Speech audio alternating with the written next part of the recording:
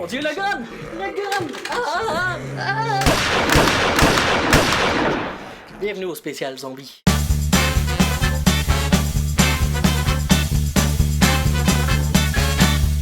Zombie est un mot qui vient du créole haïtien qui veut dire esprit ou revenant. Et puis, bien que le zombie tel qu'on connaisse aujourd'hui vienne un peu de la culture vaudou haïtienne, il y a différentes périodes de l'histoire des zombies qu'on va aborder aujourd'hui. La première étant la préhistoire. En Europe, pendant la période médiévale ou de la Renaissance, c'est là que les premiers personnages pouvant ressembler à ce qu'on appelle les zombies aujourd'hui sont apparus dans le folklore et dans les histoires que les gens se racontaient sur le bord du feu de camp. Et est venue ensuite la période classique, quand les Américains ont envahi Haïti et l'ont occupé de 1915 à 1934. Les Américains ont été exposés pour la première fois au récit vaudou de zombies. Ils ont ramené ça à la maison et ils l'ont intégré à Hollywood, qui a commencé à faire des films sur des gens possédés par des maîtres vaudous qui devenaient en quelque sorte des zombies. Mais l'idée de magie qui entourait le zombie n'était pas assez crédible pour le public américain. Vu qu'on était dans la guerre froide, l'idée d'un virus qui était contagieux était beaucoup plus crédible aux yeux du public américain.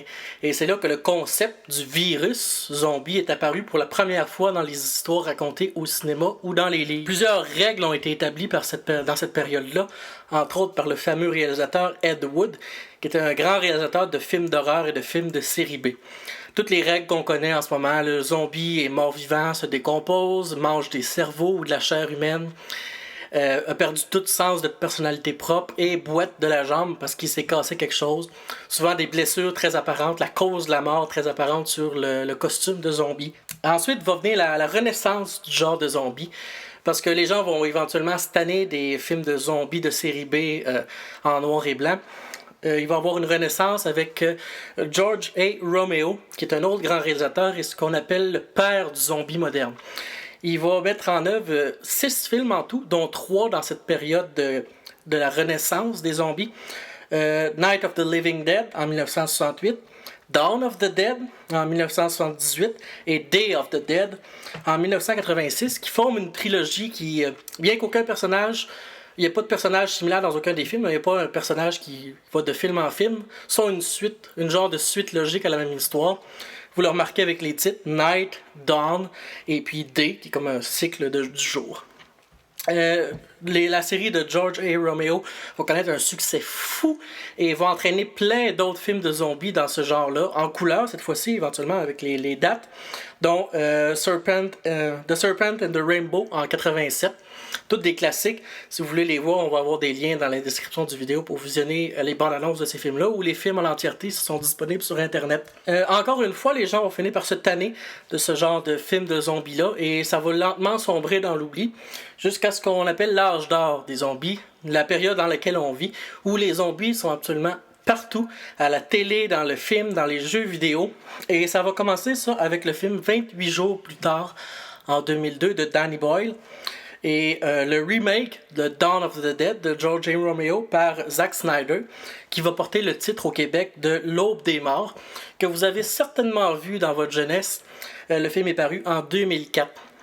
Ces deux films-là vont révolutionner l'industrie du zombie. Et depuis ces deux films-là, on n'arrête pas de voir des films de zombies à la télé. Et ça va comme culminer avec la sortie de la série The Walking Dead en 2010, qui est adaptée par Frank Darabont à partir d'une BD de Robert Kirkman. En fait, la série The Walking Dead est la série la plus populaire aux États-Unis le dimanche soir. C'est incroyable, tout le monde regarde The Walking Dead, qui recommence d'ailleurs le 12 octobre sur la chaîne américaine. Si vous n'avez pas le poste américain pour regarder The Walking Dead, c'est plate pour vous. The Pirate Bay! The Pirate Bay! En fait, la série The Walking Dead va même entreprendre une série dérivée, une deuxième série télé inspirée de la BD de la BD de Robert Kirkman, qui devrait prendre l'antenne l'année prochaine et qui est comme un prequel à The Walking Dead qui va nous montrer l'épidémie du zombie. Alors, d'où vient notre fascination des zombies? C'est dur à dire. Probablement notre peur de perdre le contrôle de soi. Parce que les zombies ont plus de contrôle sur eux autres. Et aussi mélangé avec une espèce de peur de vivre dans un monde où la société s'est écroulée. C'est peut-être ça qui explique notre fascination pour les zombies. Vous, qu'est-ce que vous pensez qui explique votre fascination personnelle pour les zombies?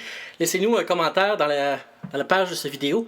Et puis, on va partager les prochaines dans notre prochaine capsule de David vous explique, la semaine prochaine, lundi.